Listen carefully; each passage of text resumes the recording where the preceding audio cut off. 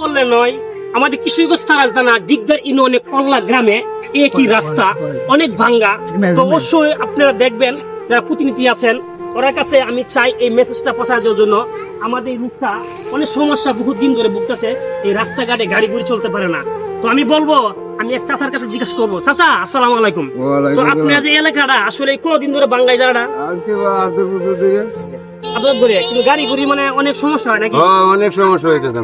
আমি বলবো এলাকার যারা প্রতিনিধি আছেন যারা করতে অনেক ঘটনা করতে সমস্যা এই জায়গাতে অনেক গাড়ি অ্যাক্সিডেন্ট হওয়ার সম্ভাবনা থাকে।